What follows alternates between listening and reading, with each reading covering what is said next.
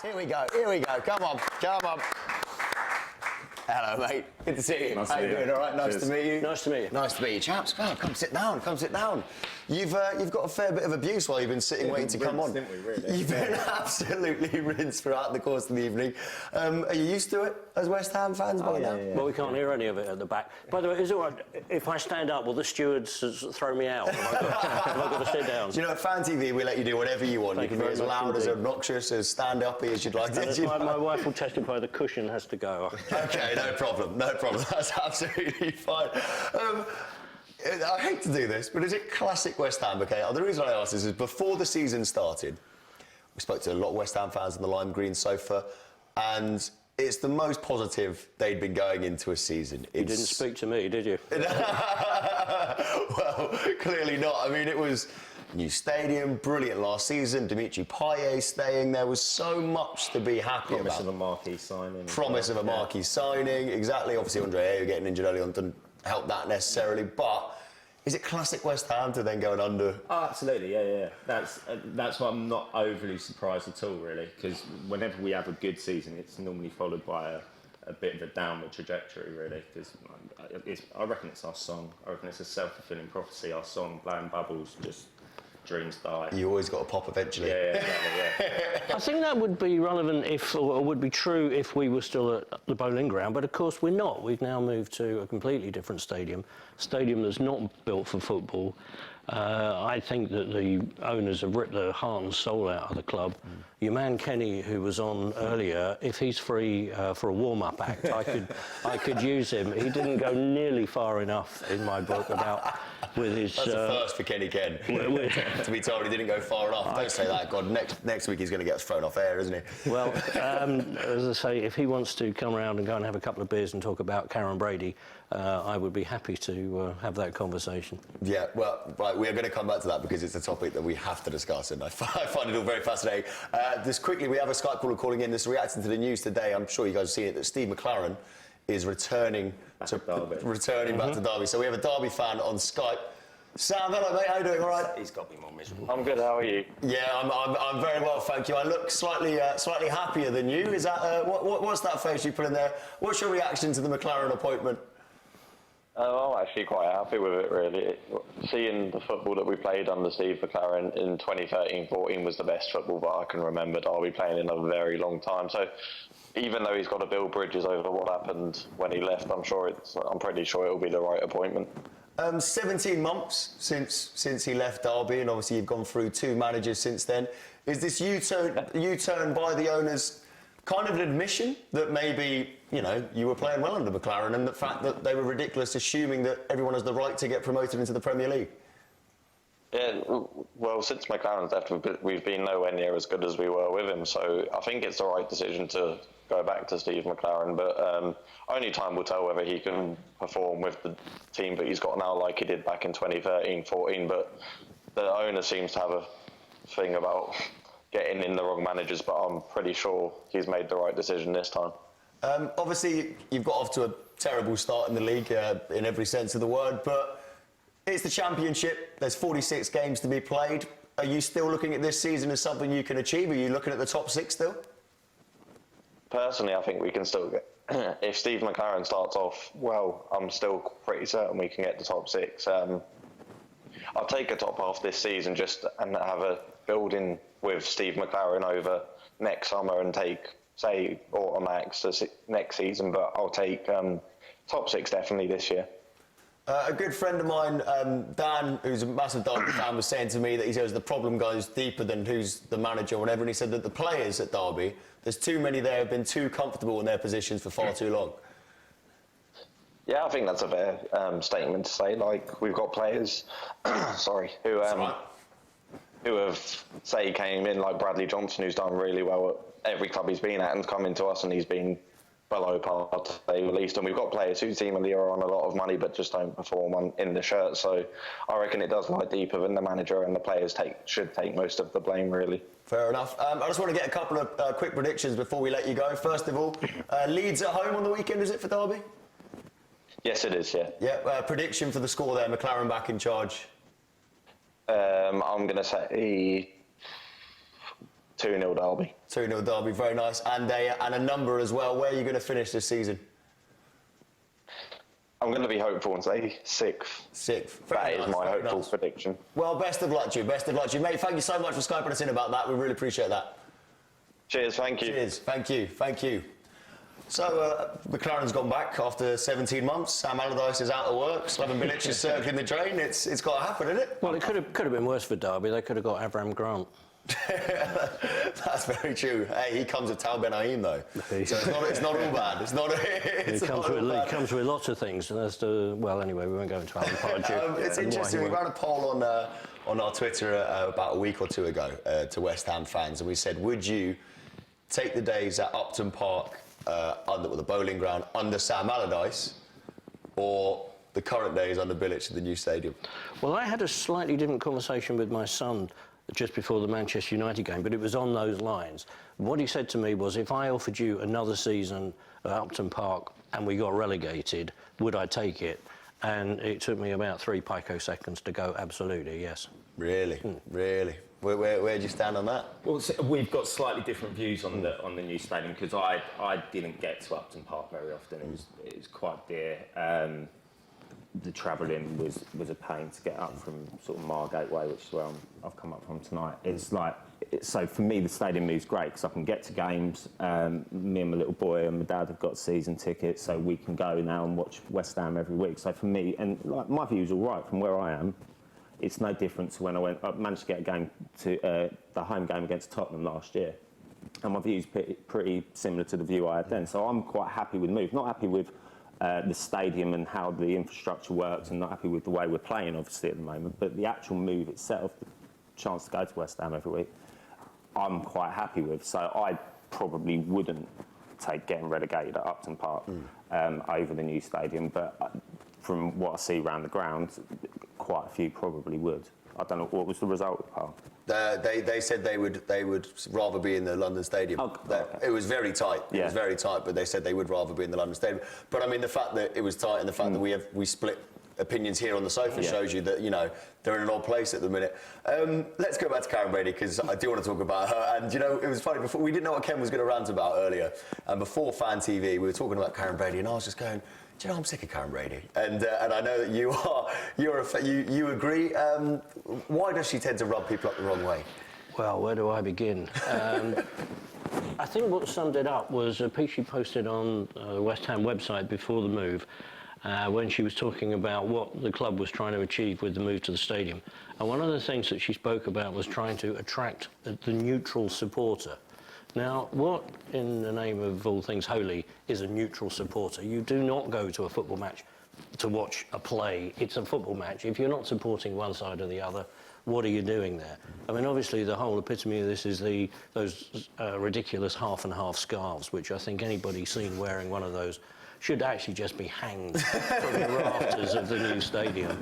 And that is what West Ham under Brady and the Chuckle Brothers is trying to become. And at the Stamford Bridge conference that she was at a couple of weeks ago, she boasted that we are now 20th in the Deloitte's League of Corporate Organisations. Now, we're 18th in the Premier League, and I'd rather, you know, be higher in the Premier League and lower in the Deloitte League of corporate leeches. I mean, that I'd agree with. I don't care about the brand. I'd rather be further up the league. But it's all about trying to fill the stadium, isn't it? And the whole neutral thing is basically saying tourists. We want tourists to come to a game, watch it, go away, buy some merchandise, give the club some money, and maybe find an affiliation with the club. But that and doesn't help the atmosphere. At the huge expense of the supporters. Yeah. The whole match day experience, because kind of football is more than just a game, isn't it? And I mean, one of the best days we had last year, our family had going to the game, was against Swansea, and we got absolutely hammered. But it was a great day for one reason or another, and the whole match day thing, you know, a couple of beers beforehand, several beers after in that particular game. And I think like about a pint for each goal that we conceded. But there's more to football than just going to the game. Now, the whole experience of rocking up at the new stadium is grim in the extreme. There was much sort of made of the whole transport links, and going to Stratford would be fantastic. I come out from Brighton, I come in from St Pancras, so get into Stratford International, which is like Mordor. I don't know whether you've ever been to the concrete hellhole that is Stratford International. It's worth going just for the experience of just how terrible it is. We tried an alternative. You're not on the Stratford tourist board, are you? Not yet, no, and probably not likely to be. We tried an alternative route going into the Stratford tube station, where you get the guided tour of Westfield. Well, a little bit of it, because they don't want West Ham fans in Westfield. I've heard this. So you've got to you've go around the outside. There's a tunnel, sort of a la Arsenal, and then you get sort of shifted off around the outside. That was... yeah, but you and... The guy that owns John Lewis there has just gone, oh, I can't believe he's just pulled that out. As a Hundreds of you just walking. As a Waitrose card holder and a John Lewis partnership card holder, I feel I have the right to pop into John Lewis on the way home from a game. You've earned it. But Westfield don't see it that way at all. Because I'm a West Ham supporter, I'm clearly a yob, not allowed in, clear off, and get as far away from the stadium as you possibly can. We're ending up having an after-match pint at St Pancras Station. Now, that's not part of the football experience as I know it with 50 years of watching football at Upton Park. I did read a piece in a rival newspaper to yours, and it was a guy that was suggesting that people go to, like, is it Hackney Wick? Is that close by one? Well, and like, you've got the older sort of, more the town part of Stratford rather than Westfields, and maybe that will help enhance people's experiences. But there's a hipster bar there that have prevented, they banned West Ham fans just for wearing colours. You're not welcome. FANTV channel. Hello, Ollie. Hello. Hello, mate. Good evening. First thing I've got to say first is after you've absolutely slammed half and half scarves. Poor Ollie. Poor Ollie. He's got a ton of him behind him. Burn them, mate. Oh, God. I think his exact words were that you need to be hung, which is... Oh, right. Well, that's lovely. I mean, it's football fans at its best, really, isn't it? There's always mixed opinions about these, so... You know, it gets the discussion going, doesn't it? Absolutely. So Bournemouth as well, there's been talk about a new stadium for you boys. Obviously, we've been talking to the West Ham fans. Did that scare you, listening to these two sitting here on the lime green sofas? It does a little bit, because you look at the West Ham fans, and you've got half the fans that are going against their own club here, saying that they didn't want to leave. You know, it's like, yeah, obviously you move into a massive ground. You know, the Olympic Park is massive in itself, but then when the fans don't want to be there, I mean, I've seen all things over social media. They're selling popcorn. I've heard this. I've never ever seen popcorn being sold at a football game before. I mean, it's line in Ben and Jerry's ice cream as well. Oh, Did you do Ben and Jerry's ice cream as well, apparently, Josh? To be honest, I mean, Ben and Jerry's, you can get away with that. That's decent. But I mean, come on, popcorn. It's not football. It's not football. I have heard about this. A West Ham fan told me that people are really happy about it. People are really, really made up that we sell popcorn. Yeah, they see. You both seem it. I mean, obviously the international. Saying you love popcorn, right? Can I? Sorry, I just want to quickly say, you're saying you love popcorn. Some fans are happy about it. To be honest with you, you've signed Zaza. I mean, if he's carrying on with the penalties like he does, I mean, you won't have your popcorn for long. I'm just saying. He won't get anywhere near penalties. Noble's got them. Yeah, Mark Noble's got them in the bag, innit? But you're right. You're in danger in Rose Ed if Zaza does step up for a penalty. Ollie, let's talk about your team, Bournemouth, obviously. England in the international break, not like us, but we didn't cover ourselves in glory. I feel that's the first time I've called us all night. I feel like I should put some ownership on the fact that I am English. But Southgate didn't cover himself in glory. How worried are you about that man Eddie Howe being lined up? It never ends, does it? The controversy and the hype around Eddie Howe, it's just... It doesn't end, you know. It's always going to go on for as long as he's at Bournemouth, because what he's done at the club, I've said this so many times, but he never seems to let the media go away, because even though he's had press conferences in the last couple of weeks where he said, you know, he's staying at the club, he rates the fact that you need to be loyal to a club as a player, a manager, a staff, you know, whatever. He said that he's going to be loyal to the club, but then again, if England come calling, there's nothing bigger than a manager managing your country. It's, you know, for a player, you dream of playing for your national team. And so for Eddie, it's going to be the same. But, I mean, I'm worried, but I don't know. It could go either way, to be honest. I'm hoping we beat Scotland.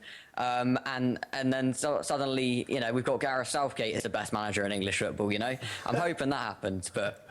I'd be more worried about Arsenal come calling for him at the end of the season when Wenger goes to manage England.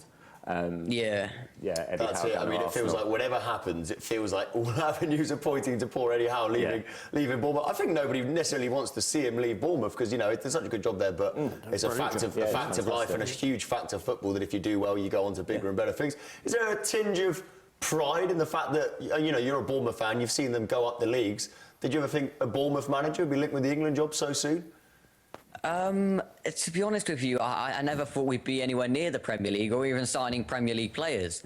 And I'm going to say, I'm being completely honest here.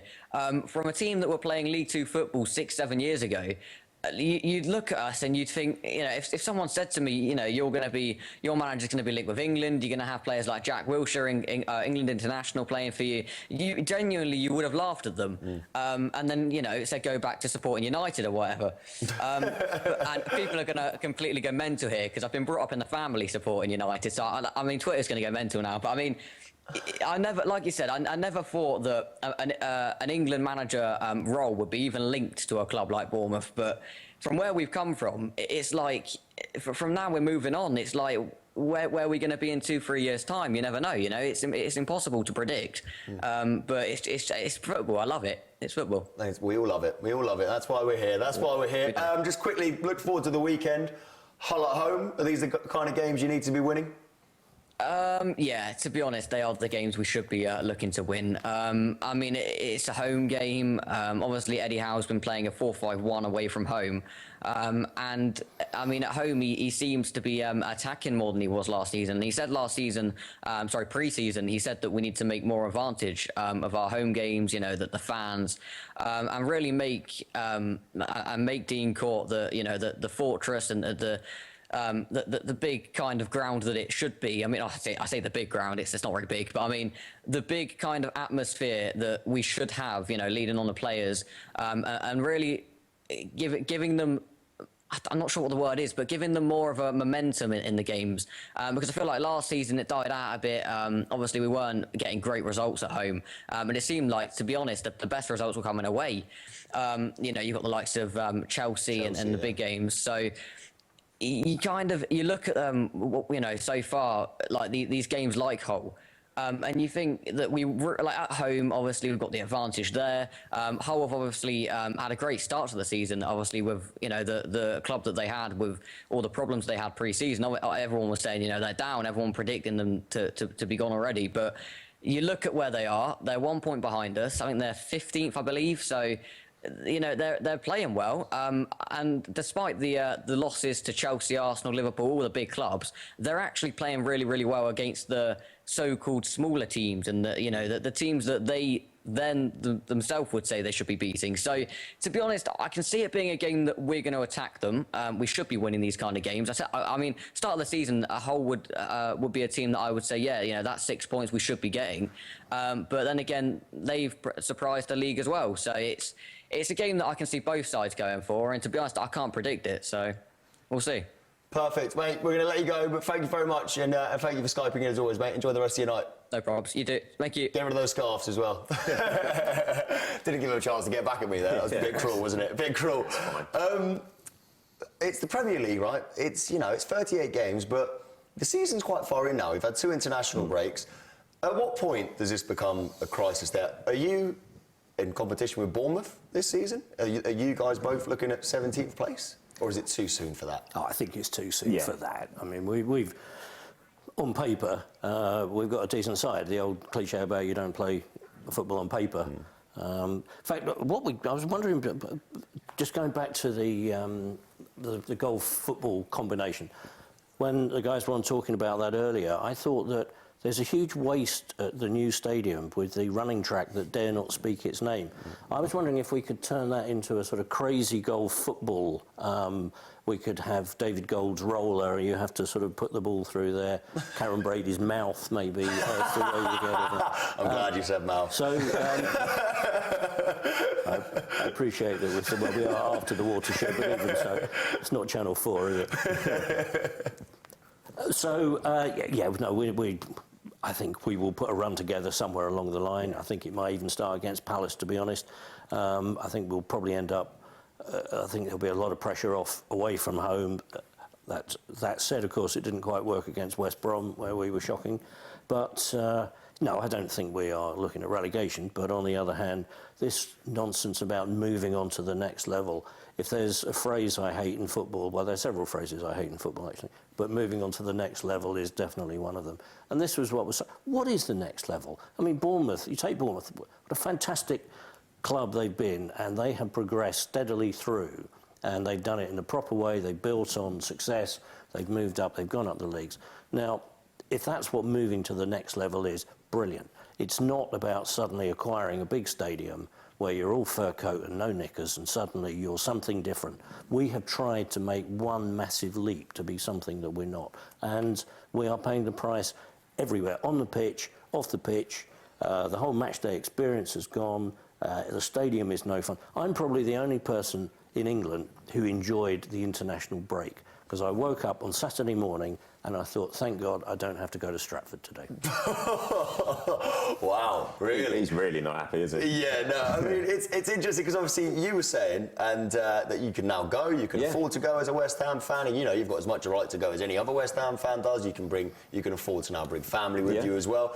Is West Ham the first, and are we going to witness a lot of this over the next few years, of a club with great traditions, an old English club that is going to get dragged kicking and screaming into the 21st century, but eventually does every club have to make this switch? And this is just the rough transition bit in the middle? It's looking that way. I mean, you've got Chelsea looking to...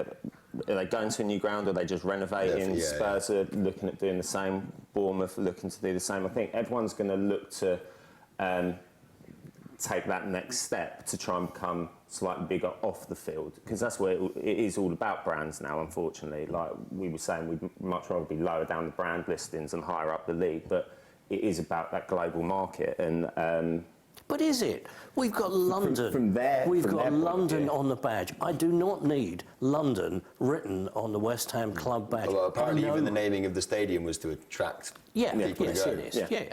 And it is a deliberate move to rebrand the club, to change it to something else. And as an old stager who supported West Ham for 50-odd years, I'll put my cards on the table. I do not like it one bit. I mean, that seems to be the key sticking point there, and it's that, OK, you know, clubs have to move forward, you have to be aiming to progress, but it's the fact that they seem to have completely forgotten the values. It can be done in the right way. Arsenal moved to the Emirates, and that seemed... I mean, I don't have many Arsenal fans as friends because they're Arsenal fans, but that move seems to have been managed well. The fans seem to be quite happy about it. The traditions seem to have stayed. They took the clock tower with them and stuff. We've got the Lyle gates, but they've been chucked in the club shop. Like, why couldn't they have been put somewhere more visible to show that we're taking the traditions with us? And I think Karen Brady talks about how the move's been the most successful and it's been done brilliantly, and it hasn't. It hasn't been. They haven't respected the fans and the traditions they hold and the things that they hold dear to the club. I couldn't agree more. We're going to take another quick break, but we can talk about West Ham again because it's interesting to talk to, but probably not quite painful to talk to. but we have got a couple of tweets before we take a break. Let's have a look at them. Thank you everyone again at FANTV UK. Wenger in, Tarrant out is the first one. Thank you very much. Cheers, guys. Thanks for that. I reckon there might be a few of these. Here we go. We're not the only ones that don't like that. Toby Tarrant, hashtag Tarrant out. That's my nephew, and he does look at me like he hates me there, doesn't he? Right, let's have another one. Come on. When Kiri or Justin Lee Collins is on versus when Toby is on. There you go. Who's gone through my personal archive of photos and taken the time to put these together? The one on the right's from my Twitter. I think the one on my left's from my phone. Where the hell have they got that? And I think we got one more. Oh, here we go. Exactly, here we go. Nice to see, blah, blah, blah, blah, blah. And of course, Toby Tarrant, no Tobes, no show. Hashtag Tarrant in. Here we go. We're outnumbered, what, 3-1? I'll take that. That's better statistics at the start of the evening. Thank you, Kev. Thank you, Kev. We are going to hear from that man, Cape Town Kev, after the break. So make sure you don't go anywhere. Stay with us. Cape Town Kev, the Crystal Palace fan on Skype. Kev, you there, mate? Oh, there he is. Hello, mate. Yeah, mate. How you doing, mate? First of all, thank you for your Tarrant in tweet, mate. Always, brother. We need them. I need as many of those as I can get at the moment, mate. I should point out as well, Kev calls us from Cape Town. That's a bar behind him. Ah, fair enough. That's pretty cool, isn't it? A Crystal Palace bar. So if you ever want a few drinks after you're in Cape Town, go give Kev a call. Just looking forward to the game this weekend. You're at home to West Ham. Does it almost feel, it's interesting to hear from the other side of the fence here, do you almost wish you were playing at West Ham and you played them at home later in the season? Is now quite a good time to go and play them at their place? Yeah, I can kind of see what you're saying, actually, Toby. Yeah, I can kind of understand that. At the moment, I don't care where we play them. You know, it's one of those things. And you know, the funniest thing is, it's like that. This whole thing, what's going on between the West Ham fans at the moment, it's even going on the lime green sofa. Well, we haven't started fighting yet. No. They haven't hit each other yet. They did promise me they wouldn't. Crystal Palace flying at the minute, well, flying before the international break. Is that always a worry when you're in such good form going into the break? You don't know if you're going to come out of it the same way? It is. You know what Nick said earlier on, Nick Gillard, who was on earlier on with Joe, it's one of those things this weekend. The stats all say, you know, Palace are flying, West Ham not doing so well, but you know how it's going to go. It's going to could be West Ham winning it 2-0, or it could be a 2-2 draw, as Joe said. I personally think, I'm with Nick, I think it's going to be a Palace 3-0. Then Take scores 2, Townsend scores the other one. Palace 3-0, what do you say? Is Tompkins fit? Because he's likely to score against us, being an old West Ham boy as well. Tompkins, you know what, that was a great signing for us. Yeah, you did well. Yeah, that was a great signing. It's always nice when you sign a player and then their ex-fans all agree that it's a good signing. Yeah. Both the West Ham fans have just nodded their head and said, good signing. Yeah, you guys must be gutted to lose him. Yep. And we were very happy to sign him, must admit. We've got a few more you might like to take off our hands. We've got his striker, Zaza. We'll swap him for Benteke, if you fancy it. You can have Nordvite thrown in for free. Buy one, get one free. With whole bar Nordvite in for free. God, he's not even worth the coupon it's written on, is he? No. 3-0, he reckons. I do think he's correct. It's one of them. West Ham could, you know, like you said, you enjoyed the international break. It might be 2 weeks of being relatively out of the spotlight. There's a slim chance, I think I've seen online as well, that Cresswell might be fit. And if he's fit, that It's been a big miss. would be a massive plus for us, because he helps solidify the back, and he's good going forward. He links well with Payet, and he's been a big miss this season so far. Have you got any records that you haven't broken for a while, like clean sheets or anything? Because that tends to be the West Ham way as well. If you haven't scored for 6 games, you score against West Ham. Really? If you haven't won away from home, you win away at West Ham. Their records, they're unbeaten in 5, so you could spoil that record. Yeah, we'll go with that one. I'm happy with that one. I just hope Benteke There's always plays. a clean sheet. There's always a clean sheet. Yeah, 0-0 then. And you guys have got Payet. Obviously, Dimitri Payet. You can never count that boy out, because he can score from that side, this side, wherever. When it comes to free kicks, he is a bit of a master. So, but we have Steve Mandanda in goal. Yeah. So I've got a feeling this is going to be our first clean sheet of the weekend. And as I say, I think we're going to win 3-0. What do you reckon there, guys? Because it's not been scoring goals. You've been all right. It's been at the back. So 3-0 would be probably the worst result could happen, because if you stop scoring as well. Do you agree with him, or do you think you could do better than that? I think we'll get a couple of goals. I agree with the guy that was on earlier. I reckon it could be a 2-2 kind of job. I reckon. Well, those that know me know that I am a crazy optimist, and I think we might just nick it. Really? This week, yeah. I'm famed for my optimism. I have to admit, though, having only just met you, I never would have gone, big optimist, this guy. Thing with this guy is He's always on the bright side. yeah, he's always been a glass half full kind of a guy. But I love that. 2-1 West Ham. It's a bit of a... Kevin, by the way, speaking of glasses, go on. I know you're hiding some alcohol below your camera somewhere. Go on, what are you drinking? What's one of them? What's that? Rosé. Oh, rosé. He's appeared on this show a few times. He's forgotten his roots. He used to be a pint. Rosé. Skip red. I've run out of beer, Toby. I've run out of beer. Fair enough, mate. Fair enough. Kevin, mate, always good to hear from you. And thank you for your prediction, and thank you for getting in touch. And you go and enjoy your rosé. And if I'm ever in Cape Town, I'll come and have a beer at that bar with you. Yes, forever. Toby, you're more than welcome. Cheers, guys. We'll all be there. All 3 of us can come. They can't find a decent pub near their stadium anymore, so we need to come drink at your place, mate. Cheers, Kevin, mate. Good to hear from you, mate. Enjoy yourself. He was very confident in the end, 3-0 of his scoreline. You can kind of see why, but you can also kind of see why people are umming and ahhing about it. I think you made a really good point. If they were playing at our place, I think Palace fans would have much more reason to be confident. It's not good at our place at the moment at all. If we concede, the whole just place, the stadium, on the pitch, everything, the air goes out of the balloon, heads go down. I mean, the collapse against Watford was something to behold. And also to Tony Pulis' side that never score any goals to go and get 4 against you as well. Yeah. But let's talk about that. And we were talking in the break as well, that for everything that's going off the field is distracted. But you guys watch them every week. Pure football tactics, formation forms, whatever you want to call it. What's going wrong on there? Because it's still pretty much the same team. I mean, we touched on it there. Creswell's a big miss. Some of the summer signings were dreadful. I mean, Bilic got it fantastically right before the start of last season. It's not been at all good. Some of the players we've been brought in are distinctly average. Some of them aren't even quite average yet.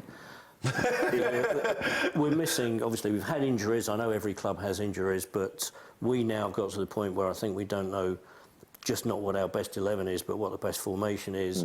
When we started against Middlesbrough, I mean, it was a really confused front three with Antonio playing down the middle to start with. He does, yeah. He does it right wherever you put him. Yes, he does. Right back, right back is not his strong point. That's why we kept him there for as long as we did. And it really did look... I mean, there were people saying Bilic has lost the plot before the Middlesbrough game. I don't think that's a bit extreme. No, I think that's over the top. But yes, I do, but it's... Is it a case of, like, you moved into a new stadium, you needed to hit the ground running there almost, and loads of things, little things like injuries and bad signings or whatever, just went wrong at the worst possible time as well? I think it's, we had the hope, and I think the squad itself, we've signed players not necessarily to improve the first team, but to improve the squad, because we thought we were going to have a bit of a run in the Europa, and that didn't pan out. We lost to Vauxhall Astra at the ground, and that kind of took a bit of the gloss off of everything. Then we lost to Chelsea in the first game of last season, beat Arsenal away, went Chelsea away this time, and everyone thought, well, I could repeat it. And that didn't happen, so I was like, oh, hold on. And then first home game was a bit rubbish as well, and it's kind of spiralled a bit from there. But I think, again, I don't think any of the players that we've signed have stepped up and really, really done a job. No, not at all. Whereas last year, the new signings, Lanzini, Payet, hit the ground running. And I think it's left us a bit bare and looking around going, well, what is our best team? Is there, I know we haven't been particularly kind to Karen Brady on this show tonight, but when she said last week that if they start winning football matches, everything else will fall into place, do you think that's part of the reason that West Ham fans are hurting so much? If you were fourth right now, would the stadium, all this problems about, getting to the game and the lack of atmosphere, would people be talking about it as much? I think there'd still be a bit of it. I think you've got,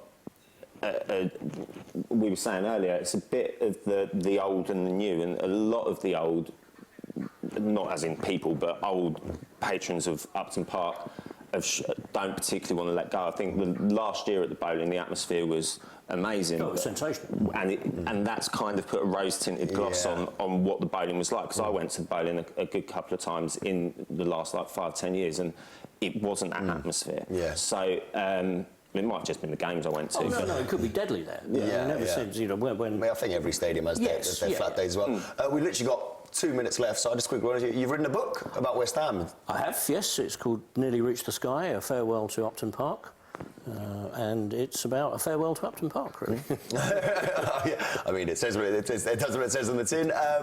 Kind of your memories of it, or the history of it. 50. Everything is thrown in there, really. It's my 50 years of following the club. Some of the stories that people know, some of the stories that people won't know, various things. Mentions of West Ham, past, present, and slightly future. And the Hammeret's going to mention too. Everything that you can possibly think of to do with West Ham is in there in one form or another. I think I shoehorned in just about everything. Perfect. Right. Well, if you're a West Ham fan or if you're a football fan, make sure you go and check that out as well. We'll tweet about it and everything as well. Quick one, just going to get a prediction before you leave me. Give me a number. Where are you going to finish this season? In the business league? No, I'm joking. Where's your company going to be ranked by the end of the season? I reckon we'll end up around 11th. Okay. I would say 11th or 12th. 11th or 12th. Okay, and perfect. 19th in the Deloitte. You can live and dream, live and dream. We have got, I think, the results from our final poll on Twitter. Once again, thank you, everyone. there was always a chance that one was going to win, wasn't there? After San Marino scored their first away goal in 15 years, what is most likely to happen in the next 15 years? 14% said England win the World Cup. I don't know which team they were watching last night. 27% think an African country could win the World Cup, certainly more likely than the World Cup. 20% think USA to win the World Cup. It's sad that that could be more likely than England winning the World Cup in the next 15 years. But of course, I mean, it probably was always going to be the winner. Trump and Hillary Clinton celebrating their 15-year anniversary. Absolutely love that. Guys, thank you so much for joining us. We'll get you back on again later in the season when I hope we can be a bit more positive about West Ham. But at the minute, it's a bit tough, isn't it?